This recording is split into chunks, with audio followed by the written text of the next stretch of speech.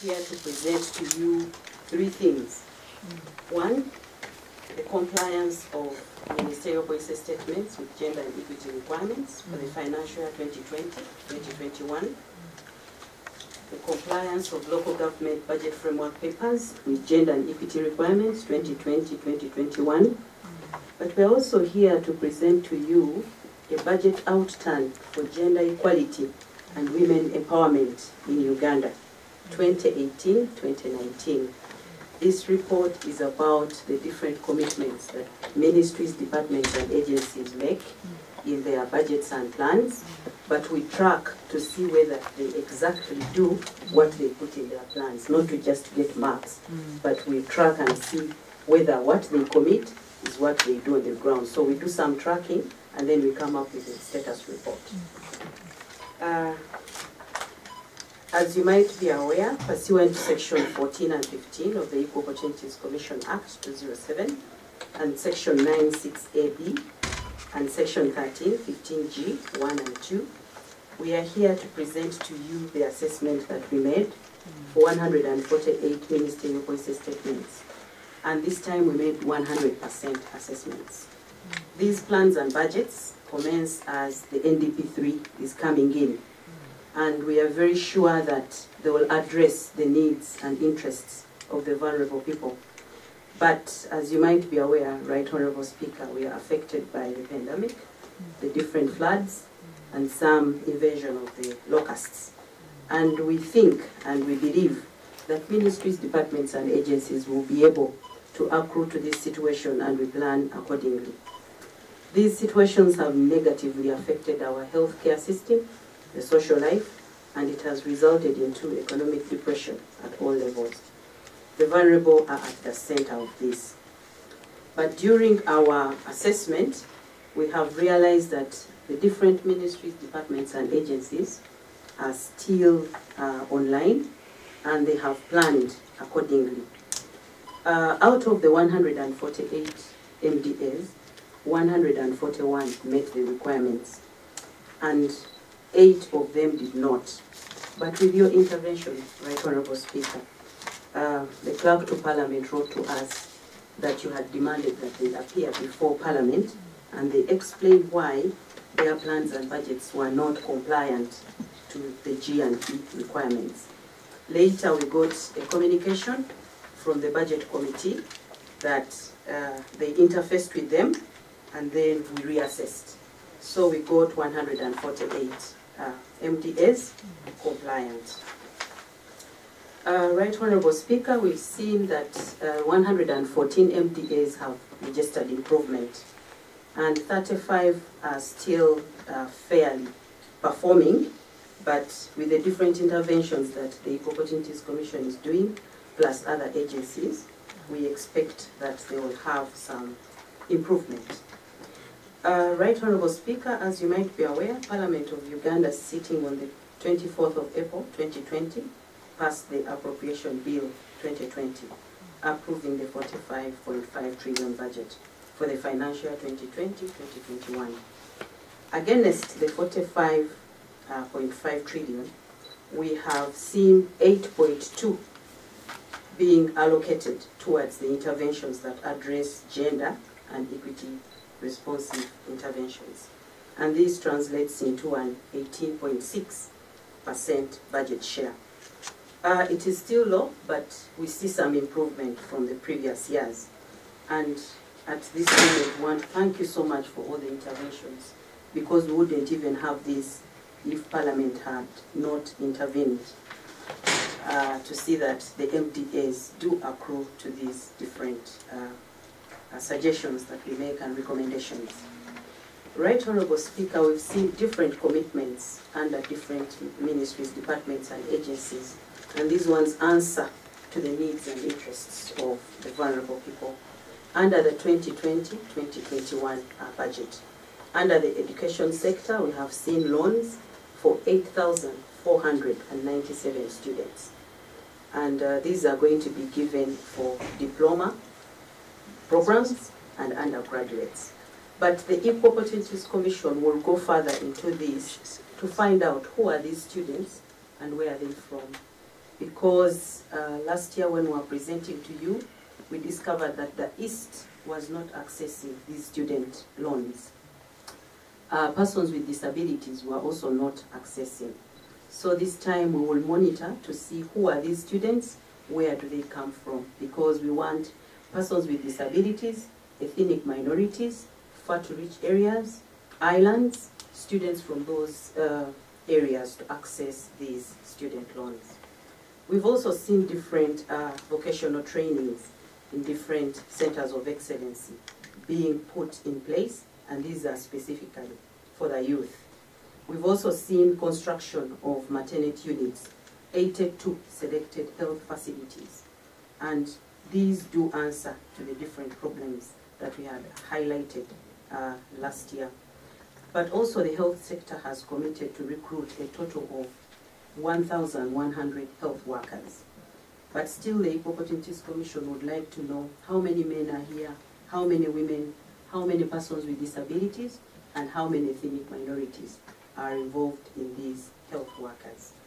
And many other things, Right Honourable Speaker, I cannot finish everything. But lastly, we've also seen ferries being constructed, the last one being the Sigulu ferry, and many others are coming up. Bridges to the total of 66 have also been constructed.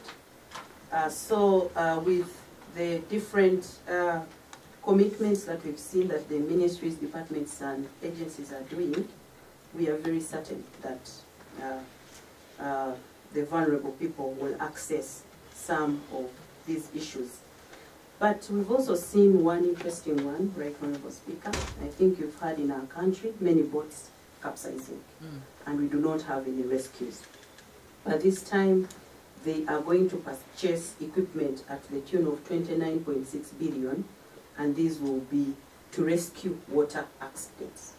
And we very well know that vulnerable people are always in these problems, but we've not had some rescues. And to us, we found it very important. Under the ministerial policy statements, we as the Equal Opportunities Commission, Right Honourable Speaker, we've made some efforts to see that this whole cause is being rightly understood, but we push it on so that ministries, departments and agencies have no opportunity of not budgeting in a gender and equity responsive manner. First and foremost, we have come up with a gender and equity management information system.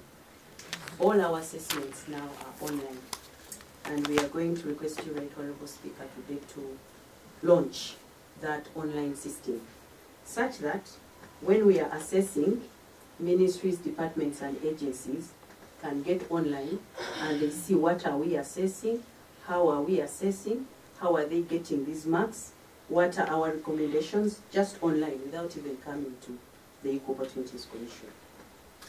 As I've already mentioned, we've also developed this second status report just to show how much are we putting into gender and equity planning and budgeting. And for this 2018-2019, we have 4.7 trillion for gender and equity responsive planning and budgeting interventions. And we have seen about 670 interventions for this. Right Honourable Speaker, we have also developed an issues paper for the National Development Plan 3. And we submitted this to the National Planning Authority, and it had all the 19 sectors trying to show what are those gender and equity issues that these sectors should look at when they are coming up with their budgets and plans. And we handed it over to National Planning Authority, and when we look at the drafts that they have now, we've seen them incorporate some of these ideas that we proposed. And then finally, with the collaboration with WOBOS, the Equal Opportunities Commission has developed a gender and equity statistics strategy. And this is very important. It bears specific gender and equity indicators, and it will help all the ministries, departments and agencies to measure and compute by themselves what are those issues that they are putting up, but how are they going to change the lives of the vulnerable people. So those are a few things that I can share with you. And maybe lastly, I can share some challenges that we have with some of the ministries, departments, and agencies. Many of them do not review the recommendations that we give, so they end up doing the same mistakes in the upcoming assessments that we see. But we've also seen that the tool that we have, we want to change it. Instead of just looking at the NDP3, looking at what are those specific gender and equity issues, we want to see the interventions that the ministries, departments, and agencies are making. How are they impacting the lives of the people? Is there a change, or they are just planning and budgeting? Whatever they plan should cause change in the lives of the people. Right Honourable Speaker, that was the Ministerial Voices statement. And what I have here is not so different, but this comes from the local governments. We assessed 175 local governments, and these are 135 districts and 40 municipalities. And we assessed at 100%. We got all of them. We are using the same provisions to assess, but what we want to share with you, Right Honourable Speaker, is that we have seen great improvement within the local governments. They do comply to these gender and equity responsive issues and interventions, and 150 local governments registered improvement. And when we look at what they are doing, we find that the vulnerable people, if they get this money, they will benefit. However, about 25 local governments have registered some decline, and what they are talking about are finances. Local governments were allocated 96.4. They were allocated 4.071 trillion as their budget, but 96 billion is what was allocated to the interventions of gender and equity. And this is just 2% of the national budget. But Right Honourable Speaker, as you might be aware, local governments are the ones that take the services to the people, and we find that this share is a little bit still low, and we hope in these corrections that we are going to have of the budget, maybe this could change. When we looked at this budget, we found that 29.7 billion was allocated to interventions that address the needs of children. We saw that 26.1 was allocated to women and girls issues, and then 0.72 was for the youth, and then the persons with disability and older persons only got 3.5 and 0.21 billion. This was very, very low. Right Honourable Speaker, what I want to end with, in as far as the local governments are concerned, is the issue concerning the share. Because in the previous years, the local governments would get about 12.3 or 12.5 percentage of the national budget. But in this past budget, they got only 8.9. And this being the share on the national budget, considering the enormous service delivery needs, we find that the allocation to local governments is still very low. And we pray for your indulgence into this as we revise the budgets, and we see whether we can have some changes so that our people can have better services. We have also realized different commitments in the health sector. Many districts have upgraded health centers 2 to 3. These include Kamuli, these include Kasese, these include Champara, Kamisa, and others. But also under education, we've seen local governments committing to construct seed secondary schools, and this would increase access to affordable secondary school. We've also seen them put up disability-friendly planning and budgeting kind of commitments, especially to the assistive devices for the different workers within the districts. Right Honourable Speaker, we do have gaps. I can't read everything, But the gaps we are realizing are issues concerning pension at the district level. The older persons are not accessing their pensions, and we urged the chief administrative officers to prioritize this. These are people who worked for government. They are frail, they are old, but if they cannot access their pension, then that is a big blow to their lives. The other challenge we have is that when we are training local governments, I would love to inform you, Right Honourable Speaker, that now we are training from sub-counties, because that's where the budgeting starts from, up to the level of MDAs.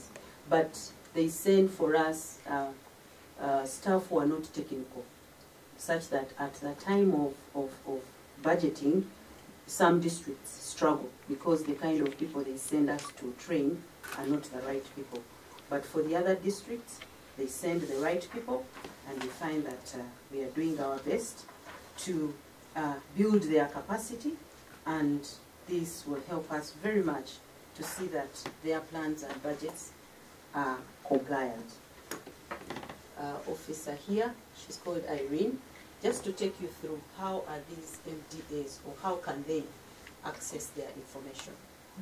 The Commission alluded to, we have an online system, information management system, that we use to conduct the assessments for gender and equity, to establish if an MDA or a sector or a local government is compliant to the provisions that the chair already alluded to. We go in detail, but we follow the format that the Ministry of Finance has put in place for the documents to be presented to even here and to ourselves. So we look at the mission. For instance, this is BFP.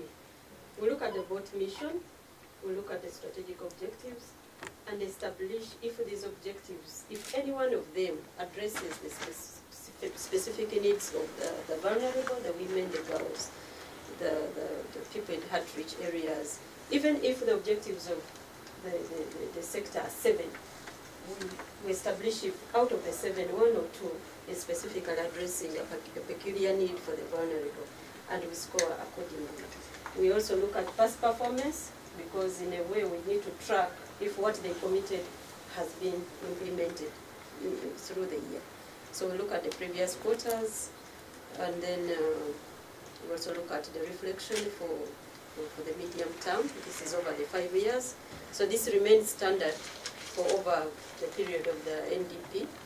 And then reflection of the sector performance on gender and equity. These are basically things to do with program outcomes. Beyond the outputs, what is it that they want to achieve?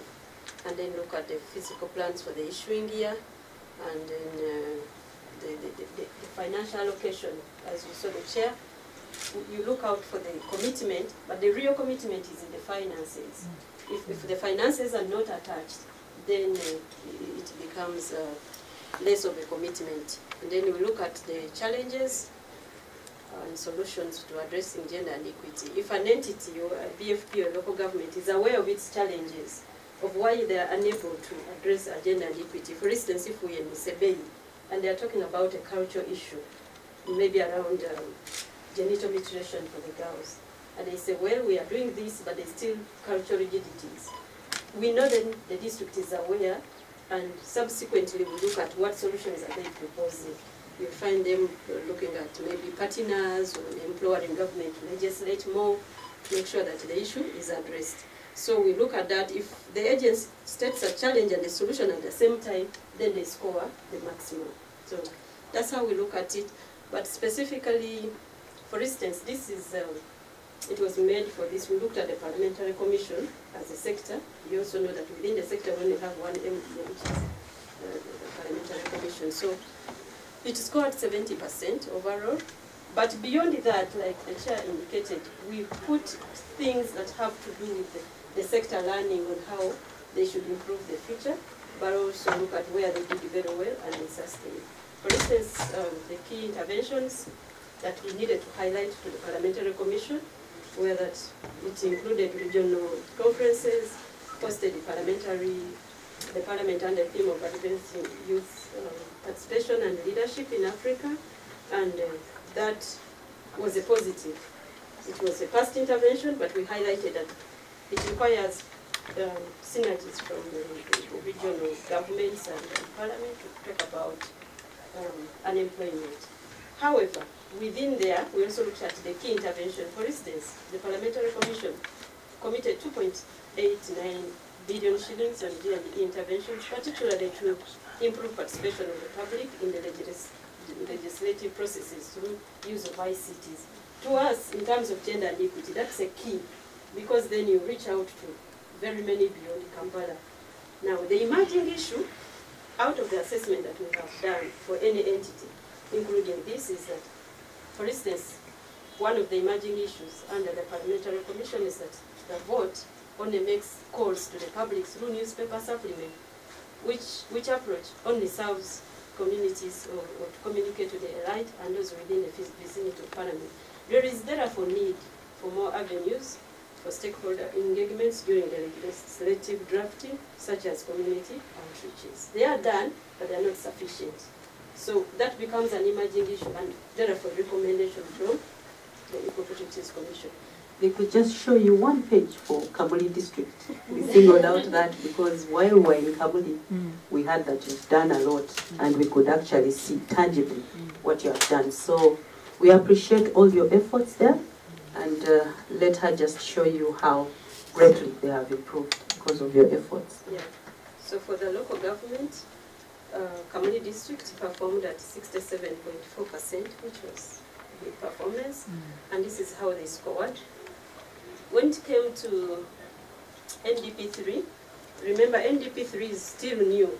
Some of the local governments have not shifted from NDP2 to NDP3. But Kamuli specifically was very clear, increasing household incomes, a bit of industrialization, creating employment. They were so articulate. So they got 100%, including their own objectives and the medium-term plan. So those three, they did very well, as you can see on the screen. When it came to past physical and financial performance, they declined to 73. Some of the things were not done. Of course, with the COVID, because we are assessing up to March. And you will see that there was a bit of, again, a few things not happening the way they had planned. I think budgets went down and all that, so we didn't get 100%. Then for the issuing year, they budgeted for at 63.3% for the gender and equity. And then the challenges, they were not able to tell us the solutions. They really listed very well the challenges, but they were not able to tell us the solutions. So below will be a bit of the detail per department. The Department of Health, what has it planned for the children, and how much money in past performance on community-based services, the roads and engineering, water. For instance, they are planning to do 10 water sources rehabilitated in the rural sub-counties of Kamuli at 1 billion shillings. Construction of classrooms at Kinawa and Pere is in Jirobu, and all that. Those at 2.8 billion. Construction of latrines, these are good for girls and their retention in terms of menstrual hygiene management, staff houses at Isaka. These are some of the things we pick out that really have impact on the vulnerable, particularly those under the gender and equity parameters. So that's Kamuli as an example, and this is the same cross. So that's it. So you log in if you are from Kamuli and you are designated or you are allowed using a password by the Equal Opportunity Commission, because you can't change, but you have your rights. If you have an issue, then there's a communication portal within the system to say, oh, how come this, or I didn't understand this, and you have a designated officer who will be able to respond immediately.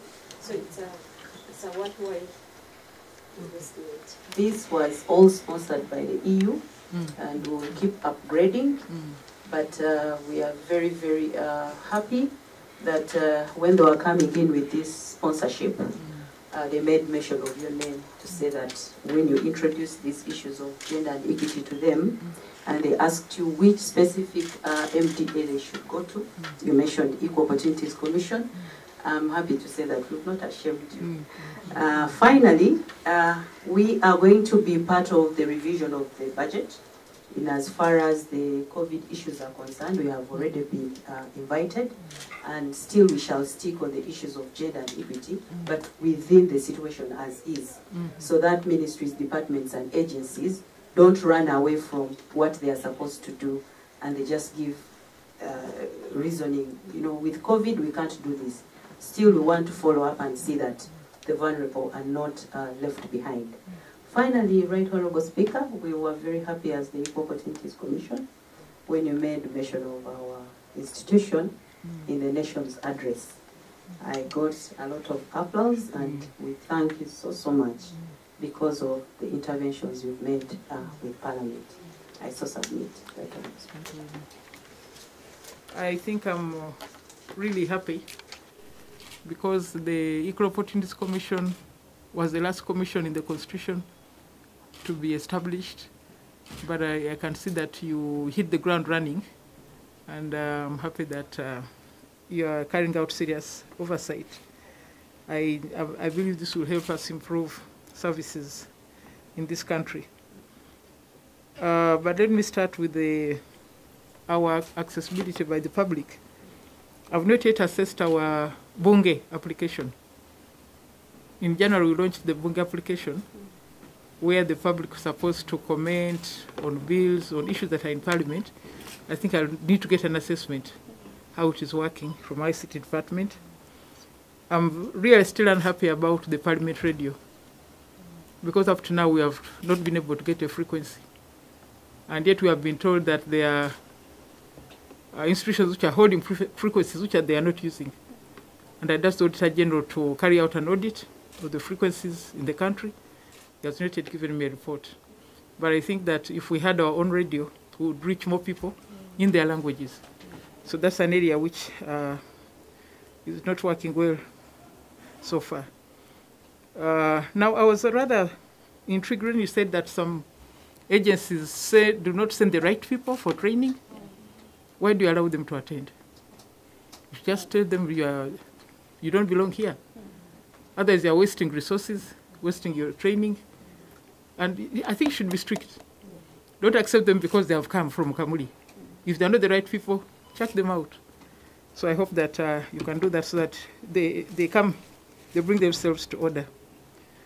On the pensions, it's rather very, very annoying.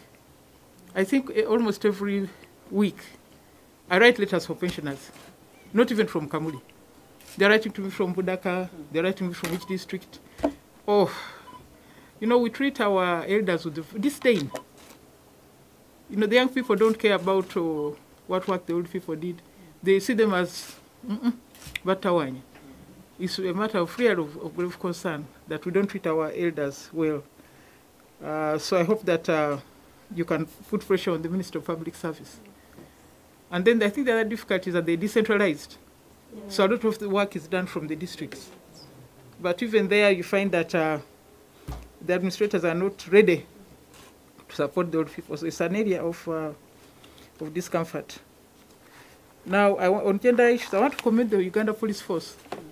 Sometime back, we had a meeting and they undertook to improve the recruitment of women. And recently, I heard that they actually gone out of their way to ensure that more women are visible in the police force. So I think that they've done a good job. The other area of dissatisfaction is the issue of the PWDs. You know, under the Disability Act, whoever employs a PWD is supposed to get a tax incentive. But despite that, many agents are not interested in employing PWDs. Even when they go to interviews, instead of looking at their brains, people look at how they look and so on, and then they don't support them. Just this morning, there's a young man who called me. I even forgot about him. He said, "You paid my school fees at the university. 3 years ago, I've been out of university for 3 years, and I'm still on the street." Said, "I go for interviews, but people don't like the way I look." So I said, "Okay, send me your papers again." You know, so you pay the fees, then you have to look for the job, and you have to beg government. And government itself is not is not complying with this law.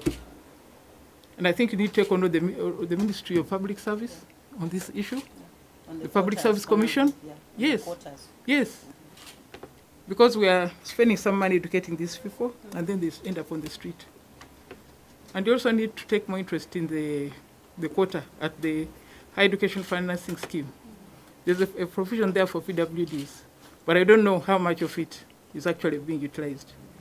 So it's another area where you need to pay attention. Then the albinos. What is happening to them in the schools? Are there special provisions for them? How do they dress? Where do they sit in the class? Are they given special time for exams?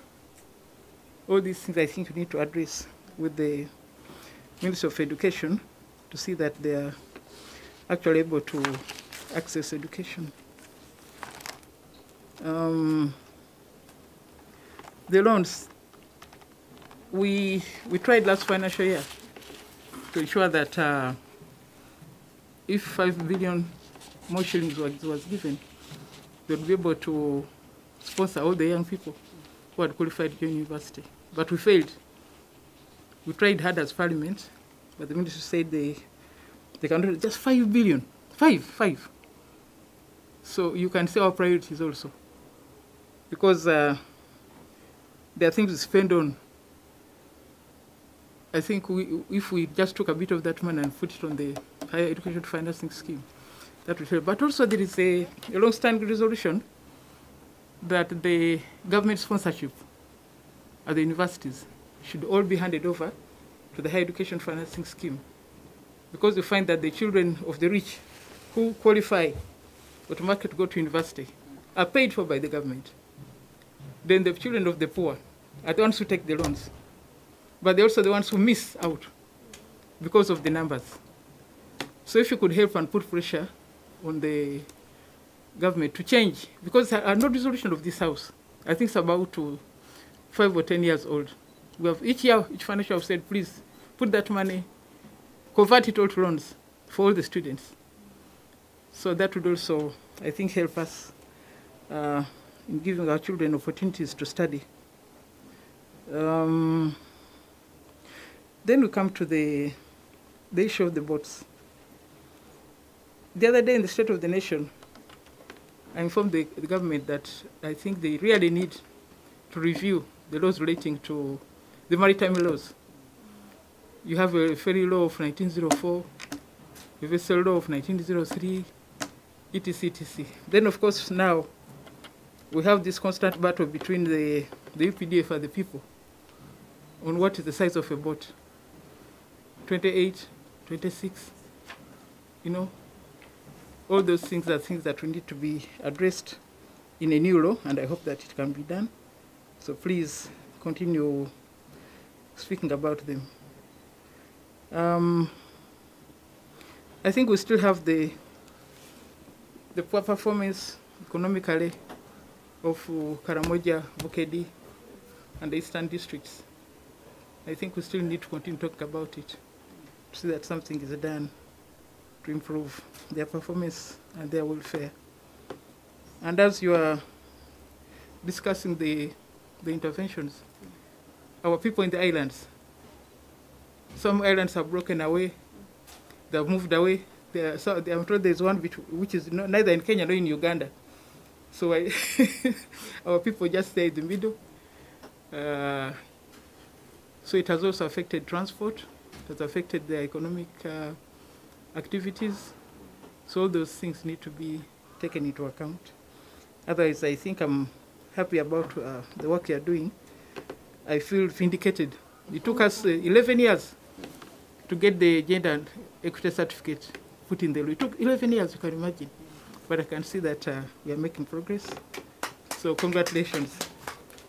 And we shall continue to work with you to ensure that we improve the welfare of the people. Thank you very much.